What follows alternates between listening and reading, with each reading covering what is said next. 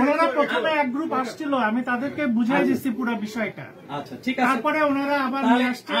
ওই জায়গায় আমরা যাই, যেটা হয়েছে সেটা এখানে একজন দুইজন তাকে রাখা দরকার, থাক ওরা দুইজন থাক, আমরা প্রশাসনের লোক দুই তিনজন, আমার অফিসার আছে, আমি আমরা সবাই মিলে বসে বিষয়টা জানি। এখান থেকে কে থাকবে এরকম একজন দুইজন থাক, আপনাদের তরফ থেকে দুই তিনজন থাক।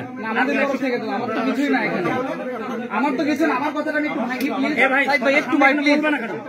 আমি জানি না ভিতরে কি হচ্ছে, আমি আসছি এখানে গেটে আসছি, যখন আমাকে আমি গ্রুপে মেসেজ দেখছি, আমাদের গ্রুপে ভাই তো আছেন গ্রুপে, মেসেজ দেখে এখানে আসছি, ফোন বের করছি, অনেক শোরগোল হচ্ছে, ফোন অন করছি, আমি ও বলতেছে যে এইটা তো আমার কলার ধরে, আমি বললাম আমি বগুড়া লাইভে কাজ করি, উনি আমার কলার ধরে ভিতরে নিয়ে আসলো। আমার রোগীকে নিয়েছিলাম, রোগী আমার বড় মা হয়, 13 তারিখে এখানে ভর্তি করানো হয়। ভর্তি করানোর পরে বলতেছে ব্লাড লাগবে, আমাদের রোগীর ব্লাড গ্রুপ ছিল ও পজিটিভ, এখানে এনারা পরীক্ষা করে বলতেছে এবি পজিটিভ।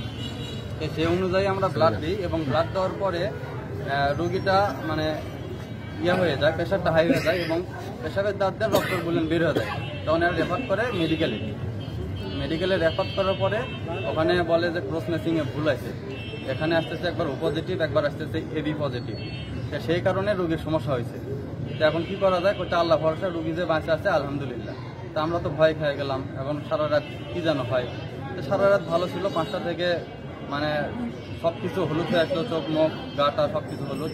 সকাল 9টার দিকে মারা গেছে, এবং ওখানে বলতেছে যে ও পজিটিভ আর এবি পজিটিভ একটু মানে 2 বর্ষার ভিতরে আর ওখান থেকে আমরা ওরা ক্লিয়ারেন্স দিচ্ছে না। সে বললো যে আমরা দিব, যে উপপরিচালকের সাথে কথা বললাম, বললো যে আমরা এইগুলো ক্লিয়ারেন্স দিতে পারবো না।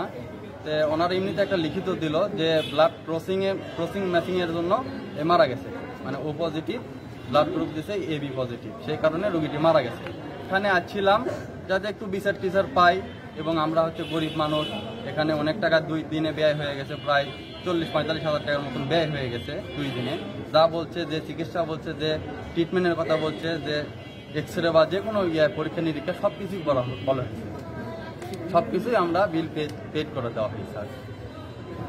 তারপর এখানে আসার পরে বলতেছে ক্লিয়ারেন্স লাগবে, যে ওখানে আসলে ও পজিটিভই ধরা পড়ছে, সেটা লাগবে। তো ওটা তো ওখানে পাওয়া যায়নি, পরে ওনারা একটা লিখিত দিছে যে ক্রস ম্যাচিংয়ে ভুল আছে।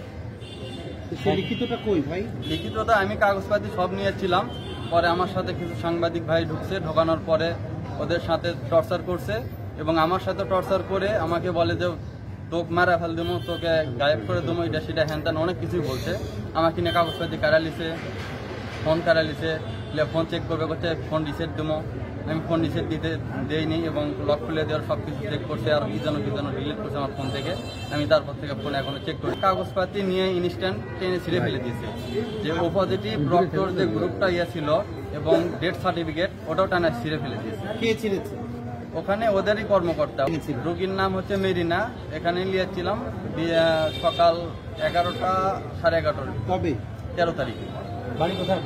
আমার বাসা হচ্ছে নন্দীগ্রাম, 3 নম্বর ভাটরা ইউনিয়ন, রুস্তমপুর গ্রাম। অভিযোগকারী নিয়ে ডাক্তারের সামনে যাওয়া ক্রসিং করা লাগবে।